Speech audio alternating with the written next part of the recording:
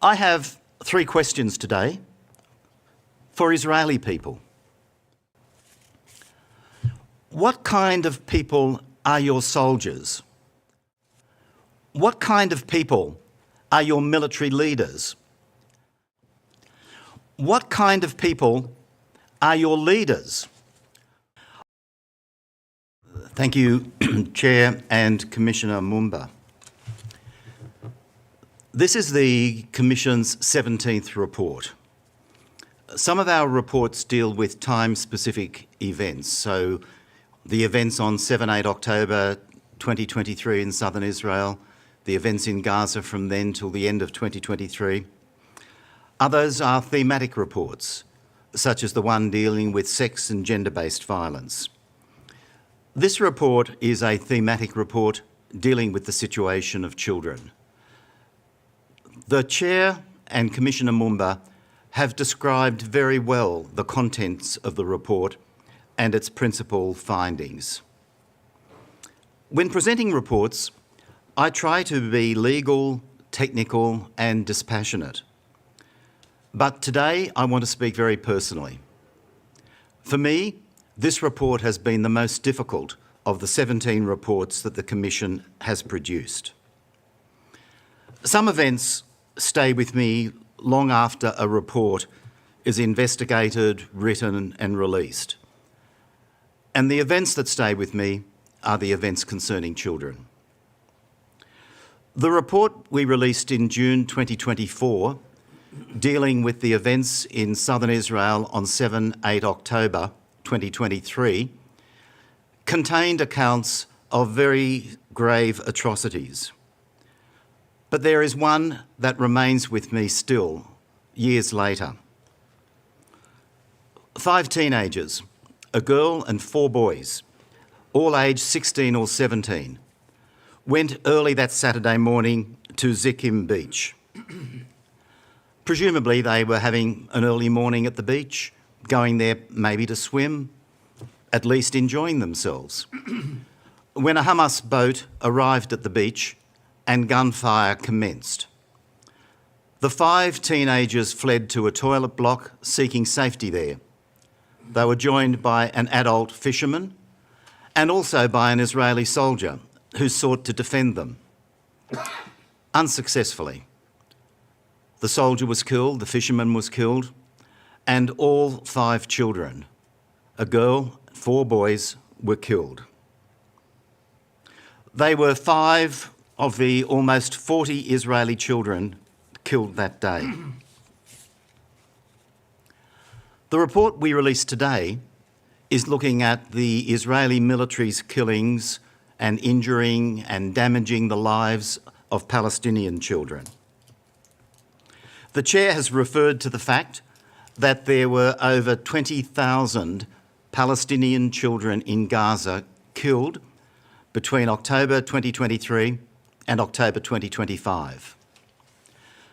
20,000 or more, maybe 22,000, directly killed by the violence. The child whose death struck me most personally was not killed directly by the violence, was not included amongst those 20 to 22,000 accredited deaths. Those deaths were all of children whose bodies were identified and who were injured by bullets or shrapnel or bombings. The girl I'm talking about, aged 12, had celiac disease.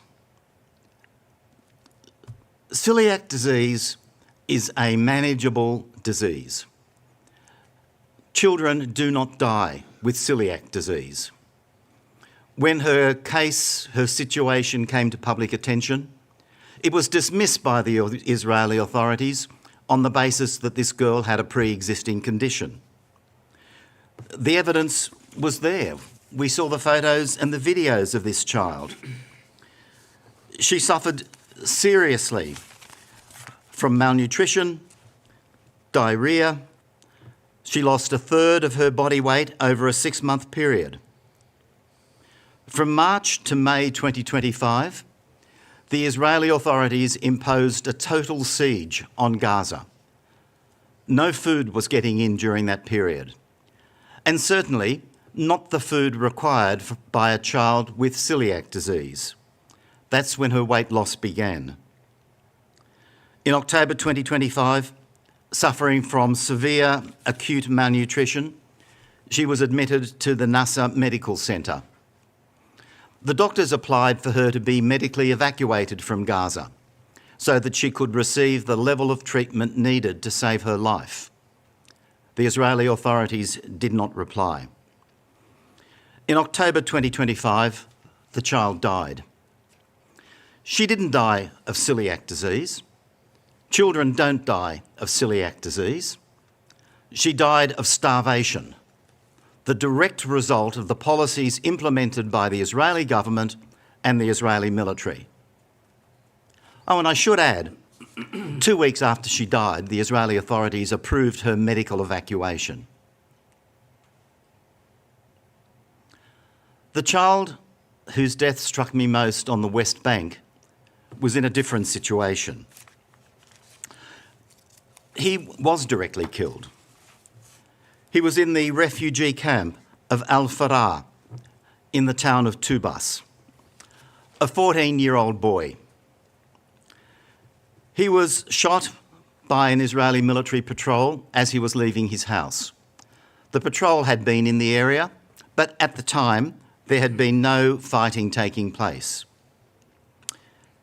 He was shot, badly injured, and was lying on the ground. He was surrounded by a company of Israeli soldiers who were chatting and probably some of them smoking over a period of 45 minutes while this 14-year-old boy bled to death. Early in the period, he was able to move a little. He pushed his cap out to indicate that he was still alive and needed attention. A soldier kicked the cap back at him. On another occasion, he was crying out, and again the response was kicking towards him. Later in the period, a soldier came up and dropped a stone next to him, trying to frame this innocent child as a stone thrower, when there is no evidence whatsoever that the child was doing anything more than going out to play.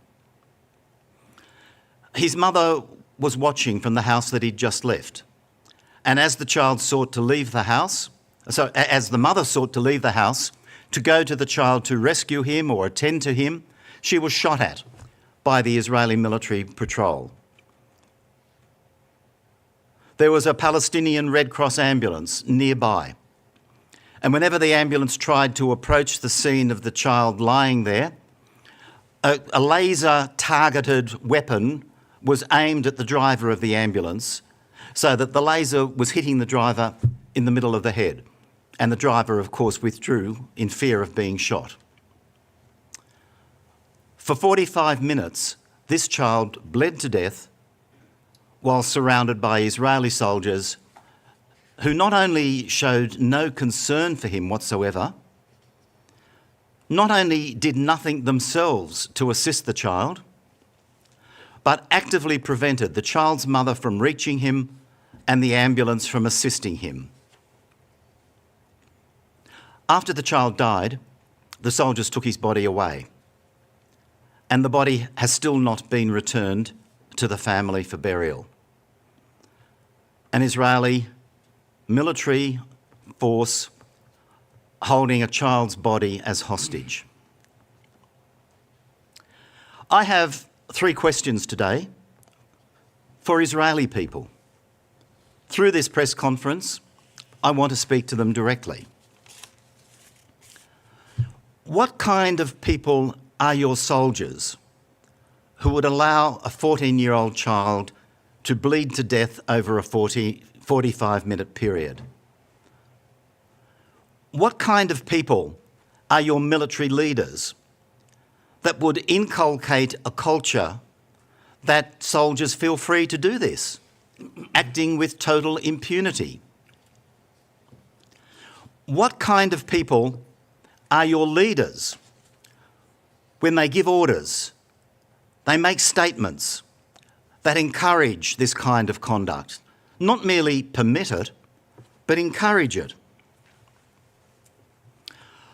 I saw a couple of weeks ago that Israeli President Herzog made a statement about some extremist Israeli settlers.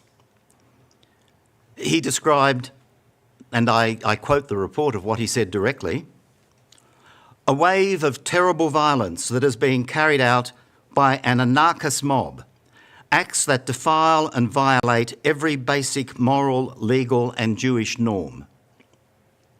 Herzog was speaking about a handful of extremist settlers, and he was right in the way in which he described them. But he should have gone on to describe the key institutions of Israeli society, the government, the Knesset, the political parties and the military, in exactly the same terms. An anarchist mob committing acts that defile and violate every basic moral, legal and Jewish norm. I'm a lawyer, so I can only speak legally. There is no doubt whatsoever. There can be no doubt in anyone who reads today's report that every international legal norm has been violated by the actions of the Israeli authorities towards Palestinian children. And they need to be held accountable.